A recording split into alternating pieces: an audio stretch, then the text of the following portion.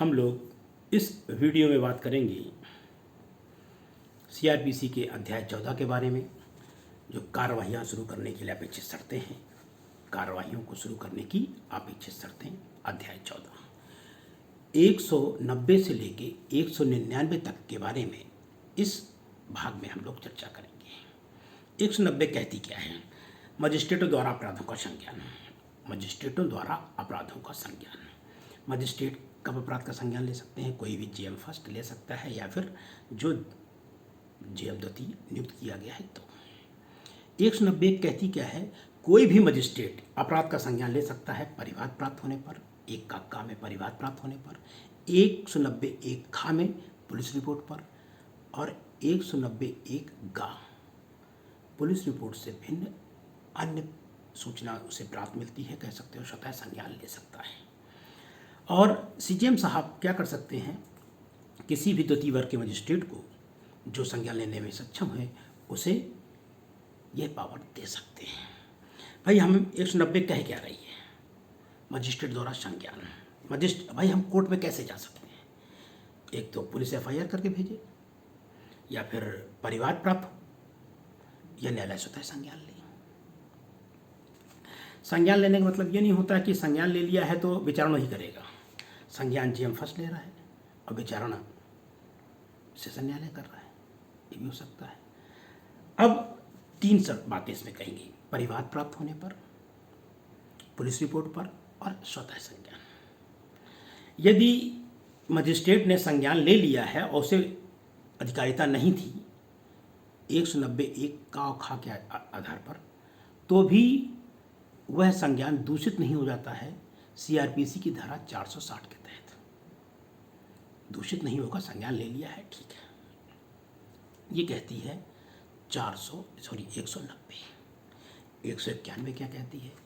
191 ये कहती है कि 190 एक गा के तहत न्यायालय ने स्वतः संज्ञान लिया है, तो वह जब संज्ञान लिया है तो जो अभियुक्त पक्ष है उससे कहा जाता है कि भाई स्वतः संज्ञान लिया है, चाहो तो अपना मामला किसी दूसरे न्यायालय में ट्रांसफ़र करा लो, क्योंकि यहाँ न्यायालय स्वतः संज्ञान लिया है। अभियुक्त कहेगा साहब स्वतः संज्ञान लिया मजिस्ट्रेट साहब ने, हमको तो फसाई देंगे।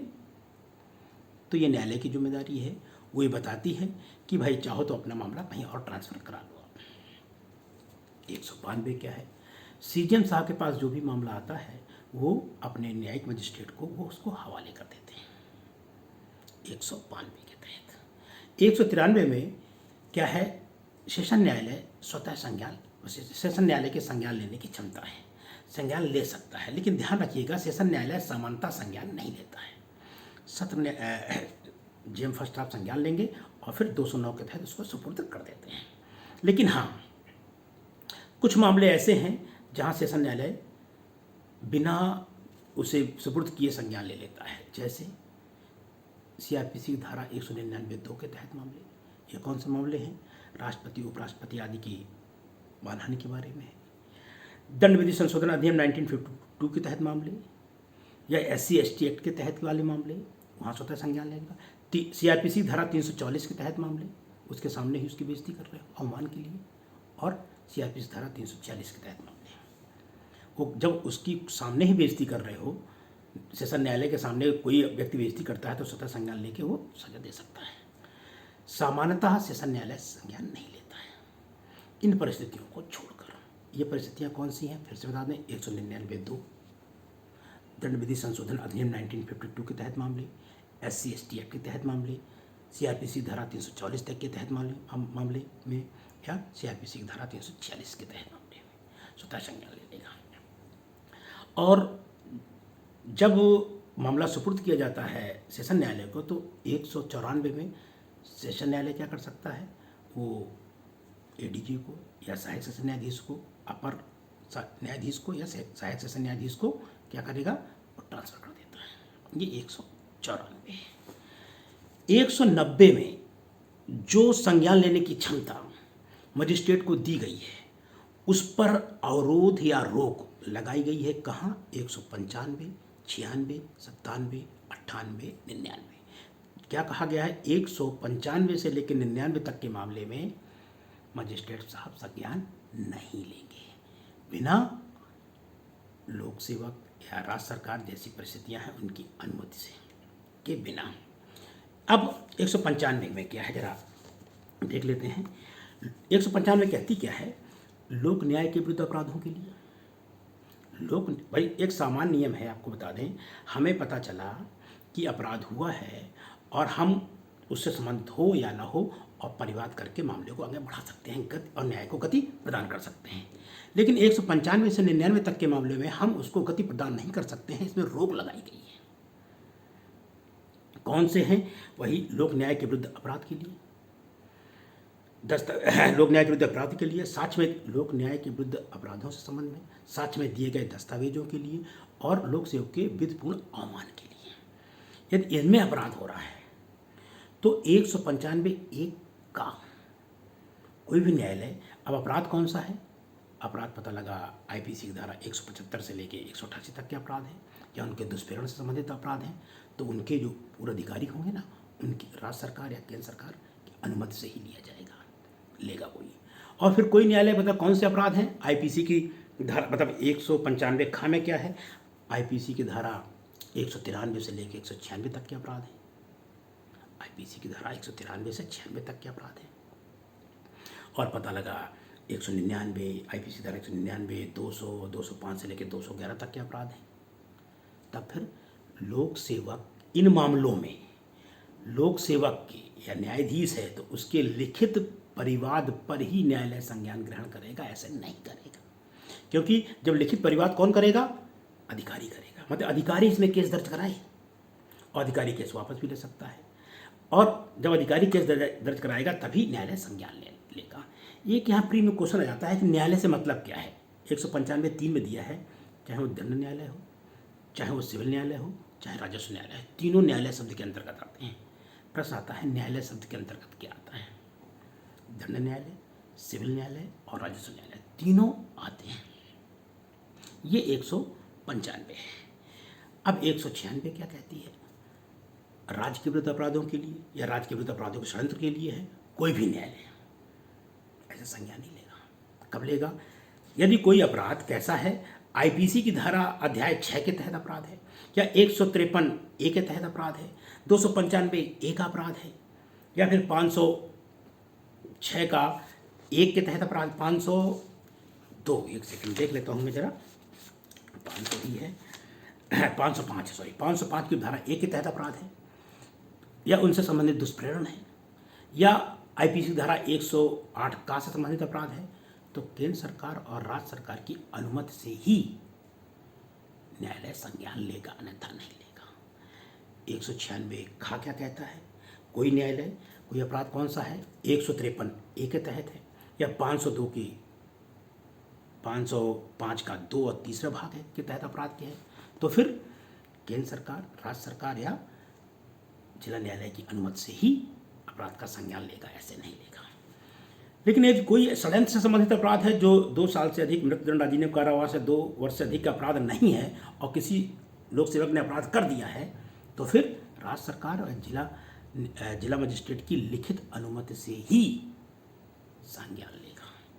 मतलब जो हम बात कर रहे हैं 195 से लेकर 96 तक, तो न्यायालय के मजिस्ट्रेट की, जो न्यायालय मजिस्ट्रेट है उसके संज्ञान लेने की क्षमता पर रोक लगाई गई है कि आप तभी अपराध का संज्ञान लेंगे जब वो लिखित परिवाद करें अधिकारी, तब, अन्यथा नहीं करेंगे।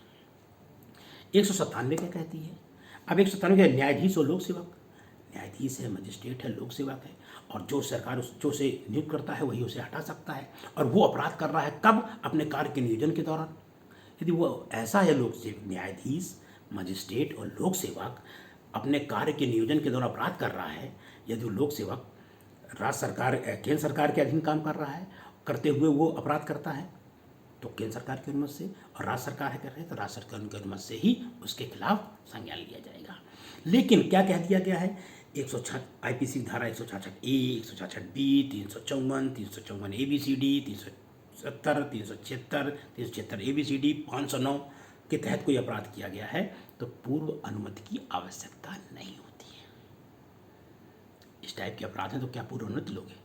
लोग गिरफ्तार करो, काम खत्म करो उनको। इसी प्रकार आर्मी में कोई अधिकारी है, उससे संबंधित अपराध है तो फिर आर्मी के अधिकारी से इजाज़त लेनी पड़ती है, ये सामान्य नियम है। ये 197 है। 198 क्या है? अब पति वाले मामले आ गए। पता लगा 18 साल से कम कोई बच्चा है, मानसिक रूप से विकृत है, तो फिर उसकी जगह न्यायालय की अनुमति से कोई व्यक्ति मुकदमा लड़ सकता है। अब पता लगा पति है, पत्नी के खिलाफ मुकदमा लड़ रहा है, और पता लगा पति आर्मी में है, वो रोज आ नहीं सकता है, तो फिर न्यायालय की अनुमति से पिताजी या भाई बंधु उसके खिलाफ तरफ से मुकदमा लड़ सकते हैं। ठीक है। 198 मतलब विवाह के विरुद्ध अभियोजन के बारे में था। 198 6 एक बहुत आता है, मतलब पति के विरुद्ध क्या है कि उसने पत्नी की सहमति के बिना उसके साथ संभोग किया है। अब पत्नी मुकदमा लाना चाहती है, ला सकती है, लेकिन जिस दिन संभोग हुआ है उसके 1 साल के अंदर। फिर इम्पॉर्टेंट है 199। 199 बहुत इम्पॉर्टेंट है। किसी व्यक्ति की मानहानि हुई है तो वो अपना मुकदमा दायर कर सकता है। यदि 18 साल से कम है, अपंग है, तो न्यायालय की अनुमति से कोई भी मुकदमा उसका परिवार वाला ला सकता है। लेकिन 199(2) मानहानि किसकी की गई है? राष्ट्रपति, उपराष्ट्रपति, राज्यपाल और अन्य मंत्री की गई है। तब सेशन न्यायालय बिना सुपुर्द किए लोक अभियोजक के लिखित परिवार पर संज्ञान ले लेगा। सेशन न्यायालय बिना उसे सुपुर्द किए लोक अभियोजक के लिखित परिवार पे ले लेगा। लेकिन हाँ, जिस दिन घटना घटित हुई है 6 महीने के अंदर उसे ले आया गया होगा था। जब सेशन न्यायालय ले लेगा तो मुकदमा चलेगा कैसे? वारंट मामले की तरह सत्र न्यायालय सेशन ट्रायल चलेगा कि वारंट मामले की तरह चलेगा? तो वारंट मामले की तरह उसका पूरा ट्रायल चलेगा।